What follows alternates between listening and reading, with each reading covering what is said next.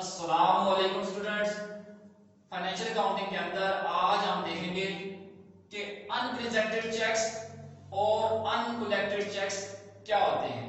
ठीक है, unrepresented checks और अनकलेक्टेड चेक्स क्या होते हैं और ये कैश बुक और पासबुक के बैलेंस में कैसे डिफरेंस पैदा करते हैं, यानी इनकी वजह से कैश बुक और पासबुक का बैलेंस कैसे बराबर नहीं होता, ये देखेंगे आप। ठीक है, तो अनप्रेजेंटेड चेक्स का मतलब ये होता है कि ऐसे चेक्स जो हमने इशू कर दिए हैं मगर आगे वो प्रेजेंट हमारे बैंक में प्रेजेंट नहीं किए गए।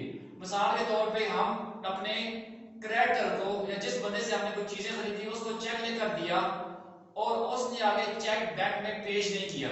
कैसे? Goods purchase from mister Aslam for ₹5,000 and payment made by cheque. चीजें खरीदी हैं असलम से और चेक के जरिए पेमेंट कर दी है हमने। ठीक है, तो हम एंट्री करेंगे अपने पास purchases account debit, purchases debit और बैंक क्रेडिट। ठीक है, 5,000 क्या लेंगे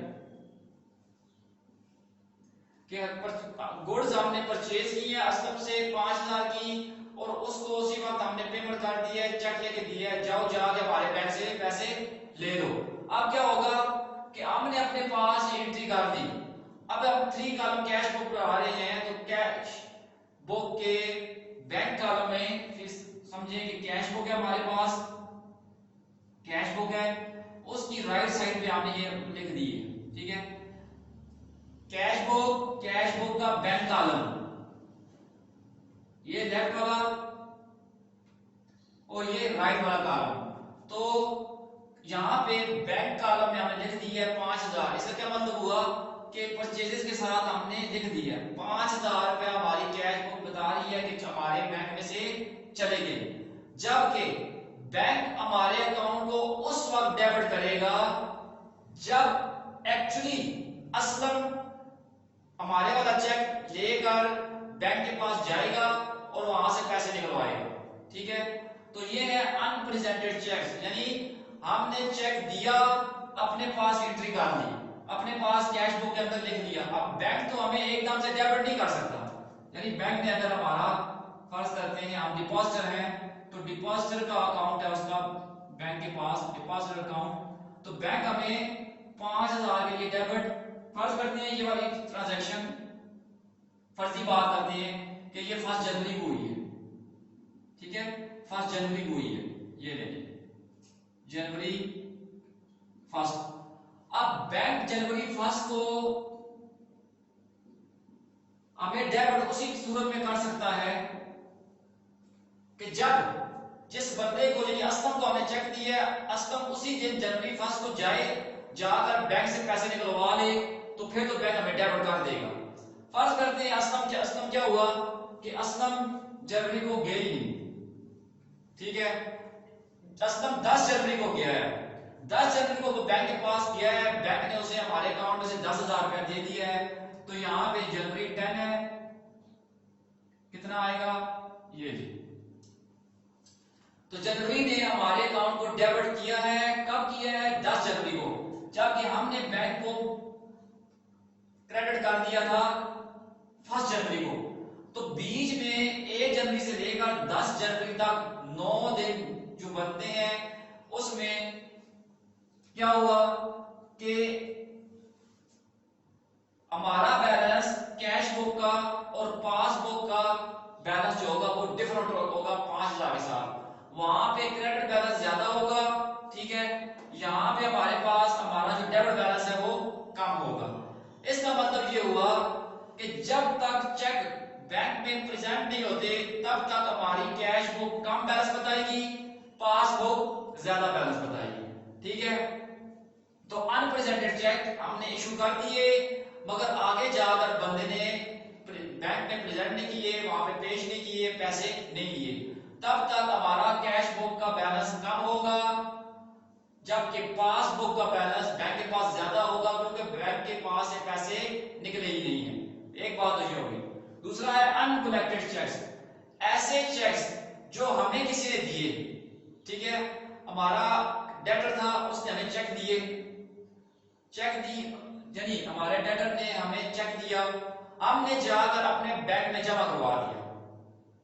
ठीक हुआ। फर्ज करते हैं कि हमने आसिफ को चीजें बेची हैं 10,000 रुपए की, 10,000 की चीजें हमने आसिफ को बेची और आसिफ ने हमें चेक के जरिए पेमेंट की। ठीक है, वो चेक हमने उसी दिन जाकर बैंक में जमा करवा दिया, बैंक को डेबिट दिया और आसिफ को क्रेडिट दिया, या आसिफ को छोड़े सेल कर दे, सेल्स की है आसिफ को, ठीक है, 10,000 की। ये जी हुआ क्या है, आसिफ को 10,000 की सेल की है हमने, आसिफ ने हमें चेक काट कर दिया है। ठीक है, हमने एंट्री की है bank debit to sales credit हुआ, यानी हमने उसी दिन वो चेक जाकर अपने अकाउंट में जमा करवा दिया है। अब हमारा बैंक जाकर आसिफ के बैंक से पैसे लेकर आएगा, हमारे अकाउंट को तब क्रेडिट करेगा। ठीक है, तो हमने उसी दिन यहाँ पे लिख दिया, फर्ज करें ये 15 जनवरी की बात है, जनवरी 15, तो यहाँ पे आगे 10,000 रुपये हमने बैंक को डेबिट कर दिया, मगर बैंक तो हमें उसी सूरत में क्रेडिट करेगा, यहाँ पे उसी सूरत में क्रेडिट करेगा जब जाकर पैसे लेकर आएगा आसिफ के बैंक से। उस जब तक वो पैसे लाता नहीं है तब तक बैंक हमें क्रेडिट नहीं करेगा। तो अनकलेक्टेड चेक्स, ऐसे चेक्स जो हमने अपने बैंक में जमा करवा दिए हैं मगर बैंक ने कलेक्ट नहीं किए, ठीक है, हमारे भी यहाँ पे बैंक ने कलेक्ट नहीं किए और हमारे अकाउंट को क्रेडिट नहीं किया, तो क्या होगा कि हमारे पास कैश बुक में बैलेंस, बैंक का जो बैलेंस होगा वो ज्यादा होगा। आपने तो ये तस्वीर कर लिया है कि हमारा बैंक अकाउंट बढ़ गया है, मगर पासबुक का बैलेंस इस अमाउंट के साथ कम होगा। जितने दिन तक बैंक को चेक अपने पास रखता है और जाकर आसिफ के या हमारे कस्टमर के बैंक से जाकर पैसा लाता नहीं है, तब तक हमारा पासबुक का जो बैलेंस होगा अंडर रिटर्न होगा, वो कम ही होगा। ठीक है, जबकि कैश बुक का बैलेंस हमारे पास ज्यादा होगा।